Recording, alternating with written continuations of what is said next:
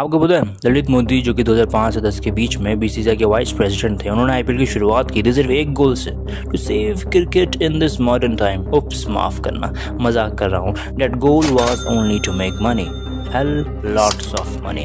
BCCI ने उन्हें money laundering, misconduct, rigging bids और वर्ल्ड स्पोर्ट ग्रुप के साथ सीक्रेट डील करने के फ्रॉड में जिंदगी भर के लिए 2013 से बैन कर दिया। Former Indian Premier League chairman Lalit Modi has been banned for life on charges of financial irregularities against Lalit Modi। BCCI ने आजीवन प्रतिबंध लगाया। क्यों और कैसे शुरू हुआ आईपीएल जैसा ये वुमेन आईपीएल? आइए जानते हैं इस आज की वीडियो में एक मजेदार कहानी की तरह।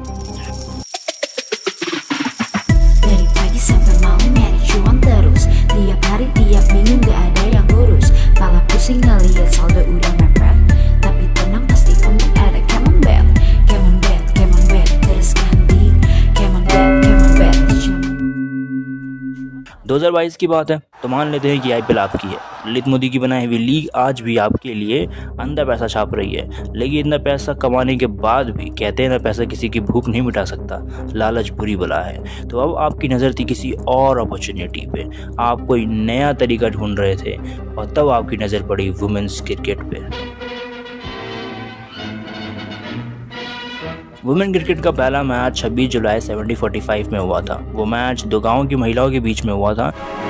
Wilkinson hits one and hard. It's just as well Bradman has retired. These girls may be ladies, but they're certainly fast between wickets. और आप अब नोटिस कर रहे हो कि वुमेन क्रिकेट वर्ल्ड में फेमस होता जा रहा है, इंडिया में इसकी पॉपुलैरिटी बढ़ती जा रही है। तो अब आपका मकसद था किसी न किसी तरह इसे भी मोनेटाइज किया जाए। एक सक्सेसफुल लीग होने के बाद भी आपकी नज़र थी वुमेन आईपीएल पे। आखिर इसकी शुरुआत कैसे हुई, और इस कहानी के द्वारा हम ये भी जान सकते हैं कि अगर आपको अपनी लीग खुद की शुरुआत करनी है तो कैसे कर सकते हो। वुमेन क्रिकेट की फ्रेंचाइज लाना कोई नई बात नहीं थी। इसकी फ्रेंचाइज पहले से ही चल रही थी। उसका नाम था वुमेन T20 चैलेंज, जो कि 2018 से चल रहा था।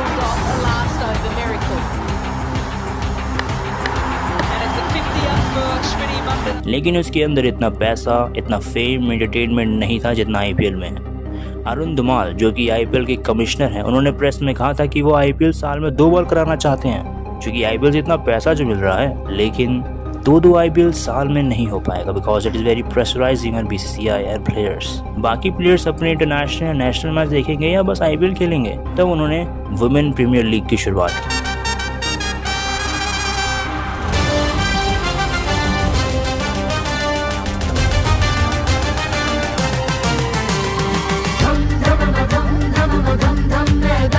Certainly very excited about the women IPL. And the goal was only to make money. But no one likes to hear that, right?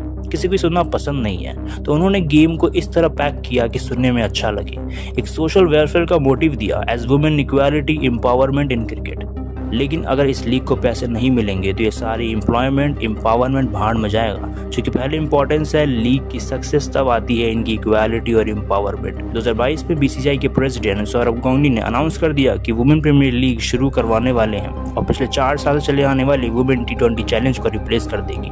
शुरू करने की कोशिश इतनी ज़्यादा थी कि तुरंत टाटा स्पॉन्सरशिप्स की बिडिंग 28 जनवरी 2023 में अरेंज कर दी और टाटा ने बिड्स जीत लिया। तो टाटा वुमेन आईपीएल 2023 से 2027 तक टाटा स्पॉन्सरशिप है। Women premiere league BCCI operate करता है। इसका पहला सीजन का मैच 4 मार्च से 28 के बीच में हुआ था। मुंबई इंडियंस और दिल्ली कैपिटल के बीच में फाइनल हुआ था। मुंबई इंडियंस ने फर्स्ट सीजन जीता और उसको 6 करोड़ मिले और दिल्ली कैपिटल को 3 करोड़ मिले फाइनल तक पहुंचने के लिए। आपने टाटा स्पॉन्सरशिप बेच दिया, अब बारी है वेन्यू चूज करने की कि आखिर ये मैच होंगे कहाँ पे, ये भी तो आपको चूज करना है। तो लास्ट सीजन के सारे मैच हुए थे सिर्फ 2 ही स्टेडियम में। पहला स्टेडियम मुंबई का ब्रैबॉर्न स्टेडियम, जो कि CCI cricket club of India own करती है, और दूसरा DY पाटिल स्टेडियम, जो कि नवी मुंबई में है। इसको एक पॉलिटिकल लीडर ध्यान दियो यशवंतराव पाटिल ओन करते हैं। ये एक नेशनलिस्ट कांग्रेस पार्टी के मेंबर हैं, जो कि बिहार, वेस्ट बंगाल और त्रिपुरा के गवर्नर भी रह चुके हैं। कांग्रेस के लीडर भी हुआ करते थे। यानी शुरुआत ही आपने पॉलिटिकल कनेक्शन से की, तो आपने स्टेडियम अरेंज करवा लिया। इतना करने के बाद आप नहीं चाहते कि आप गेम के न्यू पैटर्न पे इन्वेस्ट करो, तो आपने इस गेम का स्ट्रक्चर पुरानी आईपीएल की तरह ही बनाया। 5 टीम आपस में कॉम्पीट करेगी डबल राउंड रॉबिन के फॉर्मेट में। I repeat, double round robin के फॉर्मेट में, और 3 टीम जिसके पास सबसे ज़्यादा पॉइंट्स होंगे वो प्लेऑफ स्टेज में जाएगा। आखिर ये डबल राउंड रॉबिन होता क्या है? नॉर्मली जहाँ पर नॉकआउट फॉर्मेट होता है जिसमें जो जीतेगा वही गेम में आगे प्रोसीड करेगा, इस फॉर्मेट में एक पार्टिसिपेंट हर एक दूसरे पार्टिसिपेंट से कम्पीट करने वाला है, और अगर वो 2 बार आपस में कम्पीट करेंगे तो उसे डबल राउंड रॉबिन फॉर्मेट कहेंगे। मान लेते हैं यहाँ पे n टीम्स हैं, तो टोटल मैच होंगे n × n-1/2 होंगे। अगर ये n एक इवन नंबर है तो n-1 राउंड होंगे और हर एक राउंड में n/2 मैच होंगे। और अगर ये ओड है, जैसा कि इस वुमेन प्रीमियर लीग में 5 ही टीम है जो कि एक ओड नंबर है, तो 5 राउंड होंगे और हर एक राउंड में 2 मैच होंगे। इसलिए वुमेन प्रीमियर लीग में टोटल 20 मैच होते हैं। बीसीसीआई अपने आने वाले सीजन्स में नंबर ऑफ मैच बढ़ाने वाली है और साथ में फ्रेंचाइज को भी बढ़ाने की कोशिश कर रही है अगर ये लीग सक्सेसफुल हो जाती है तो। यानी अगर ये लीग पैसा कमाने में, लोगों को अटेंशन ग्रैब करने में सक्सेसफुल हो जाती है तो ही ये ऐसा करेगी, because all comes down to making money. और आप चाहते भी हो कि लीग पैसा जनरेट करे, जैसे आईपीएल कर रहा है। आईपीएल की शुरुआत के दौर में आईपीएल को पोर्ट्रेट किया गया था कि एक आरंभ होने वाला है, और उसको धर्म युद्ध के गाने से शुरुआत किया गया था। ये है धरती पर TLF इंडियन प्रीमियर लीग। इस वुमेन प्रीमियर लीग की शुरुआत भी शक्ति से हुई है, जो कि एक शेरनी है और ब्लू यूनिफॉर्म में क्रिकेट खेलती हुई दिखाई गई है।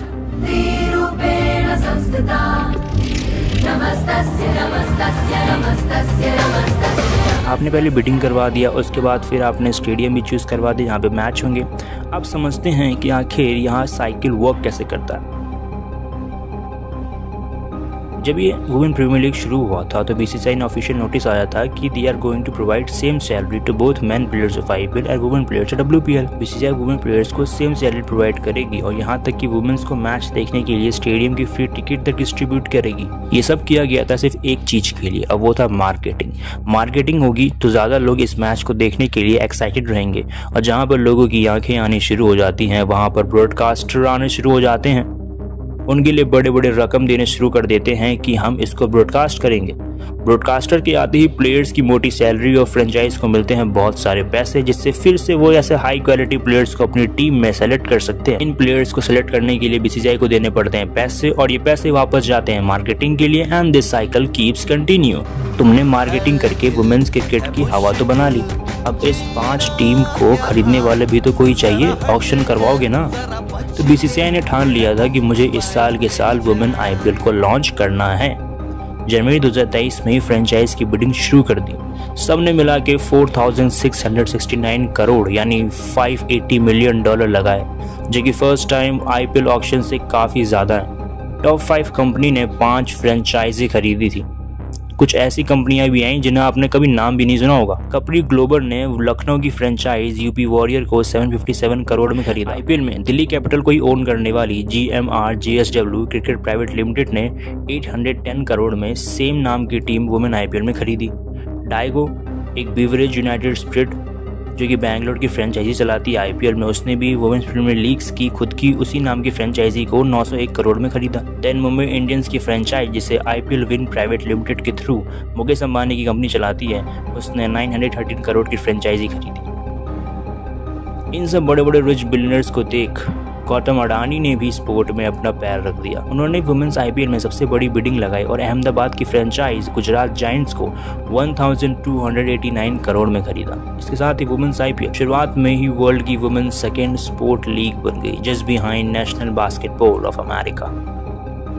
इतने पैसे लगाने वाली प्राइवेट कंपनी का पूरा गोल पैसा कमाना होता है। JSW के COO दिव्यांशु सिंह बताते हैं कि दिल्ली कैपिटल ने जो 810 करोड़ वुमेन प्रीमियर लीग में लगाए थे वो कोई इमोशनल डिसीजन नहीं बल्कि एक प्योर बिजनेस डिसीजन था। वुमेन प्रीमियर लीग की ह्यूज पोटेंशियल को आइडेंटिफाई करके ही JMR JSW ने ये इन्वेस्टमेंट किया था।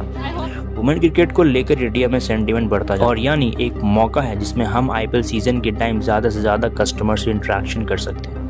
दिल्ली कैपिटल ने पहले ही 15 करोड़ के स्पॉन्सर डील को क्लोज कर लिया, मतलब सिर्फ अपने टी शर्ट पर कुछ लोगो चिपकाने के लिए ही 15 करोड़ का प्रॉफिट कमा चुके हैं। That's crazy. तो हमने टीम बेच लिया, पैसे भी आ गए, लेकिन पैसे आते ही मधुमक्खी की तरह फ्रेंचाइज भी अपना हिस्सा मांगेगी। तो ये रेवेन्यू कैसे डिस्ट्रीब्यूट किया जाए, ये सवाल आता है। डिस्ट्रीब्यूट ऐसे किया जाना चाहिए कि फ्रेंचाइज को लगे कि उन्हें ज़्यादा मिल रहा है, पर धीरे धीरे ये प्रॉफिट कम होते जाएं। बीसीसीआई ने इसी तरह रेवेन्यू डिस्ट्रीब्यूट किया। स्टार्टिंग के 5 सीजन में 80% प्रॉफिट फ्रेंचाइज में डिस्ट्रीब्यूट किए जाएंगे। अगले 5 साल में वही प्रॉफिट घट के 60% और नेक्स्ट 5 ईयर्स में वही प्रॉफिट 50% हो जाएगा। सेंट्रल लाइसेंसिंग राइट्स के 80% रेवेन्यू फ्रेंचाइज के साथ शेयर किए जाएंगे। इसके साथ साथ वो सारे ऑप्शन जो कि आईपीएल की फ्रेंचाइज के पास होते हैं पैसा कमाने के लिए, उसी तरीके से ये भी फ्रेंचाइजी अपना पैसा कमा सकती है। From team sponsorships to merchandise sellings to ticket sales to endorsement from the players. तुमने बीसीसीआई की इतनी तैयारी तो करवा ली, लेकिन अभी भी एक मेन काम बाकी है। मैच खेलने के लिए प्लेयर्स भी तो चाहिए, उन्हें भी तो खरीदना है। तो आपने तुरंत 13 फरवरी 2023 में मुंबई में ही ऑक्शंस करवा दिया। करीब 1500 प्लेयर्स ने अपना नाम रजिस्टर किया। हर एक फ्रेंचाइज के पास 12 करोड़ खर्च करने के लिए थे, जिससे वो 15 से 18 प्लेयर्स को अपनी टीम में लाने के लिए यूज़ कर सकते हैं, जिनमें से मैक्सिमम 6 विदेशी प्लेयर होने चाहिए। हर एक अनकैप प्लेयर्स का बेस प्राइस था 10 लाख के 20 लाख के बीच में, वहीं कैप प्लेयर्स का बेस प्राइस था 30 से 50 लाख के बीच में। एंड कॉन्ग्रेचुलेशन, ये ऑक्शन बहुत सक्सेसफुल रहा। टोटल 59.5 करोड़ की शॉपिंग हुई थी एंड 87 प्लेयर्स को खरीदा गया था। स्मृति मंधाना सबसे महंगी बिकने वाली प्लेयर रही थी, जिसे रॉयल चैलेंजर बैंगलोर ने 3.4 करोड़ में खरीदा था और उसे टीम का कैप्टन बना दिया। अब तक सब काम हो चुका है, अब लास्ट स्टेज बचा है। इस वुमेन प्रीमियर लीग को लोगों को दिखाने के लिए किसी ब्रॉडकास्टर की जरूरत होगी। इसी से तो आईपीएल का सबसे बड़ा रेवेन्यू आता है। ये ब्रॉडकास्टिंग राइट किसके पास जाएगा, ये सवाल इतना भी ज़्यादा कंफ्यूजिंग नहीं है, जो कि जहां मुकेश अंबानी की रिलायंस जिस बिजनेस में एंट्री करती है वहां अपना मोनोपोली बना ही लेती है। उसने आने वाले 5 साल की मीडिया राइट्स को 951 करोड़ में खरीद लिया, यानी 7 करोड़ हर एक मैच के लिए। तो अगर आप वुमेन प्रीमियर लीग को टीवी पर देखना चाहते हैं तो आप उसे स्पोर्ट 18 टीवी पर देख पाएंगे। वहीं अगर आप फ़ोन में देखते हैं तो आप उसे जियो सिनेमा ऐप पर देख पाएंगे। ये दोनों ही कंपनी को वाईकॉम 18 ओन करती है और ये कंपनी वाईकॉम 18 खुद रिलायंस के कंट्रोल में है। बड़ी मज़े की बात है, आपने लीग बनाई थी पैसा कमाने के लिए, फिर भी इसने कई सारी ज़िंदगी को बदला है और बदलना शुरू कर दिया है। कई सारी महिलाएं जो स्ट्रगल कर रही थी क्रिकेट में अपना करियर बनाने के लिए, उनके लिए एक बहुत बढ़िया अपॉर्चुनिटी मिली है अपने टैलेंट को प्रदर्शन करने के लिए और यहाँ से अपनी जर्नी इंडिया टीम तक ले जाने के लिए। साथ में जो वुमेन इस लीग में इन्वॉल्व है उन्हें फाइनेंशियल सपोर्ट भी कर रही है। कितनी भी तू खींच लकीरें, मुझको आगे बढ़ते जाना रे, कितना भी तू बादल बंदे, मुझको तो उड़ जाना रे। 2012 की बात है, एक 16 साल की रवि कल्पना बहुत ज़बरदस्त बैटिंग किया करती थी। उसके पिताजी जो कि एक ऑटो रिक्शा ड्राइवर थे, वो चाहते थे कि अब वो क्रिकेट छोड़ के शादी कर ले, क्योंकि उनके घर की आर्थिक स्थिति बहुत ज़्यादा खराब। ये बात जब आंध्र क्रिकेट के डायरेक्टर को पता चली, उन्होंने पूरी कोशिश की कि उनके पिताजी को मनाने के लिए कि कल्पना का क्रिकेट में एक बहुत सक्सेसफुल करियर हो सकता है, और ऐसा हुआ भी। उन्होंने 7 ODI मैच खेले और नेशनल सेलेक्टर रही, लेकिन उसके बाद भी उन्होंने पिछले साल 2022 में क्रिकेट से रिटायरमेंट ले लिया। उसके टाइम में WPL जैसी कोई अपॉर्चुनिटी नहीं थी जहां पर वे अपने आप को इंडिया के सामने रख सकती थी, लेकिन WPL के आने के बाद कई सारी जिंदगी बदली।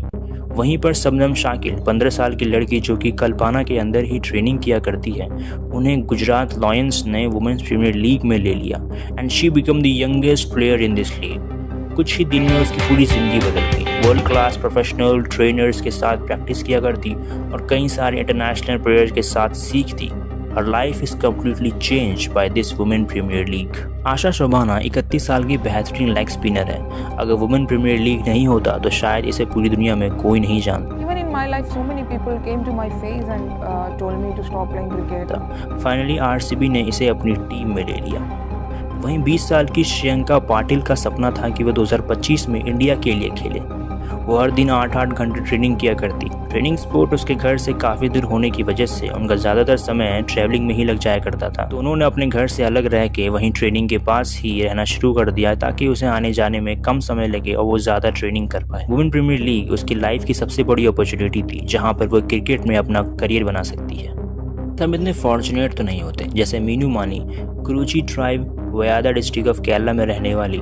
अपने घर की आर्थिक स्थिति के कारण क्रिकेट के छोड़ने के कगार पे थी। घर से दूर ट्रेनिंग करने के लिए 4 बस चेंज करके जाया करती, जो कि इसका गांव बहुत ही देहाती इलाके में था।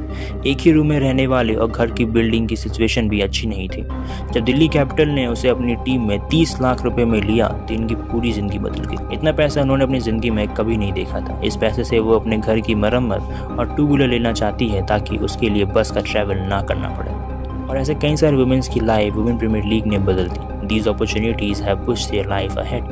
वुमेन प्रीमियर लीग का सेकेंड सीजन 23 फरवरी 2024 में शुरू हो गया। पिछली बार जो आपने स्टेडियम चुना था उसका चुनाव बहुत अजीब था, सारे के सारे मैच ही एक ही सिटी में करवा दिए। तो आपने इस बार 2 सिटी चुने हैं, बैंगलोर और दिल्ली। शुरुआत के 11 मैच होंगे बैंगलोर में और बाकी के 9 मैच और 2 प्लेऑफ होंगे दिल्ली में। आपका लीग पूरी तरह तैयार है और आप चाहोगे कि ये लीग हाईली प्रॉफिटेबल हो। तो अगर वुमेन आईपीएल को प्रॉफिटेबल बनाना है तो आपको इसे एक मूवी की तरह बनाना होगा। इतनी सारी मेहनत और स्ट्रक्चर बनाने के बावजूद भी कई सारे लीग फेलियर में बदल जाते हैं और कई सारे लीग सक्सेसफुल नहीं हो पाते। उनके अंदर वो स्पाइस, एक्शन, आईपीएल में वो चटपटे इंसिडेंट और ड्रामा होने ही चाहिए। तुम वायरल कंटेंट मैनेजर को हायर कर सकते हो जो कि time to time social media पर वायरल कंटेंट बनाएंगे और नई जनरेशन को मैच देखने के लिए लुभाएंगे। इन्फ्लुएंसर मार्केटिंग कर सकते हो जहाँ पर छोटे मोटे इन्फ्लुएंसर को इसे प्रमोट करने के लिए, लोगों के माइंड में बैठाने के लिए उनसे स्पॉन्सर करवा सकते हो। सबसे बड़ा रामबाण होगा जो सेलिब्रिटीज़ हैं उनसे प्रमोशन कराना, उनसे कहलवाना कि WPL बहुत ज़बरदस्त है और ये कह भी देंगे जो कि ये सारे के सारे सेलिब्रिटी बिके हुए हैं, सब के सब बिक सकते हैं। थोड़ा पैसा खर्च करो, जेब ढीला करो और ये अपना मुंह तुम्हारे अकॉर्डिंग चलाएंगे। Money can buy anything. तो इस तरह से तुम इस लीग को सक्सेसफुल बना सकते हो। ये थी डॉक्यूमेंट्री वुमेन आईपीएल की हमारी तरफ से। अगर आपको अच्छा लगा तो आप लाइक कर सकते हैं, चैनल को सब्सक्राइब कर सकते हैं और रिलेटेड वीडियो देखना चाहते हैं तो इस वीडियो पे क्लिक कर सकते हैं या फिर चैनल को एक्सप्लोर कर सकते हैं। मिलते हैं हम आपको अगली वीडियो में। बाय।